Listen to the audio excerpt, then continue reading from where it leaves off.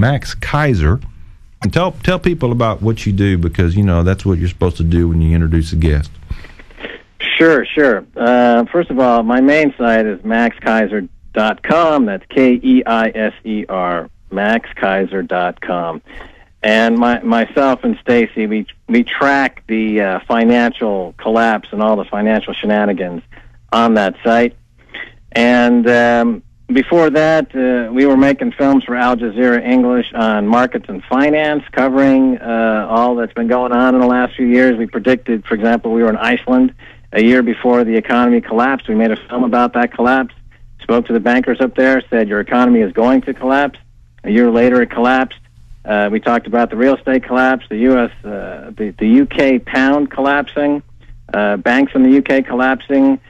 We talked about all that stuff. We talked about a new Great Depression coming based on the SEC's failure and the reemergence of rigged markets that we saw back in the late 20s and 30s.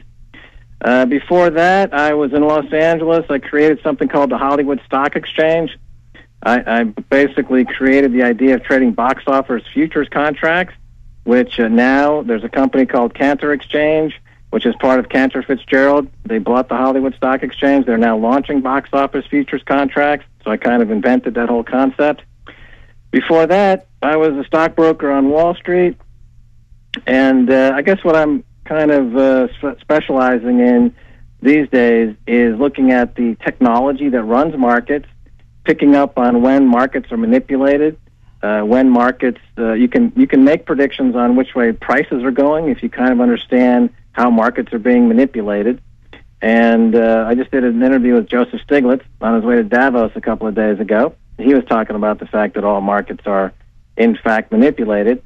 And ever since markets got off, in the U.S. in 1971, the U.S. tied the last tie that they had to the gold standard, and we went on to a purely fiat currency system, meaning that none of the currencies had any intrinsic value. They weren't convertible into something like gold. The currency was then just a piece of paper that was backed by the full faith and credit of the government. Since 1971, the global economy and the U.S. economy has been based on these fiat currencies, which are basically, to put it in economic terms, fungible. In other words, you can play a lot of games with fiat currencies. And we've seen since that time the savings and loan crisis, the 1987 stock market crash, long-term capital management explosion, the dot-com bust, and then more recently the real estate bust, and now the Wall Street banking bust. Well, that and I'm thinking, well, if the markets are rigged, if they're controlled, if they're manipulated all the time, how does the little guy make an honest buck trying to invest when he's playing against a stacked deck that he's got no control over? Well, you have to know, you sit down at a poker table, you have to know who you're playing with, and the old saying is, if you don't know who the chump is, you're the chump.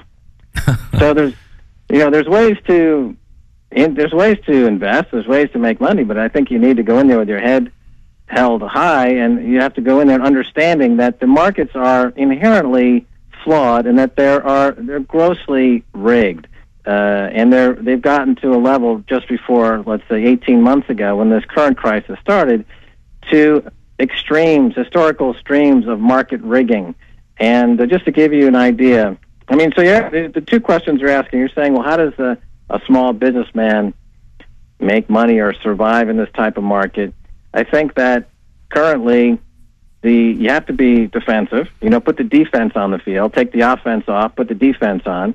And the way you put the defense on the field is by getting liquid, paying down all your debts, no credit card debts, and starting to accumulate some precious metals. And there's different ways to accumulate precious metals.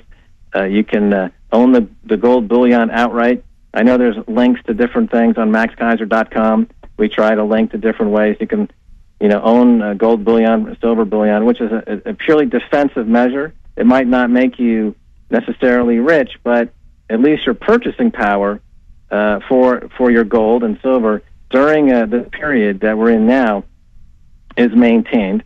So that's as I said, that's the idea. Is to play defense. Don't try to over finesse it. This is even the smartest guys on Wall Street, Bob, as we've seen. Some of the smartest people, so-called, on Wall Street, have gotten absolutely hammered in the last couple of years because the game has gotten so rigged and so outrageous that even experienced people in the markets are getting completely blown up.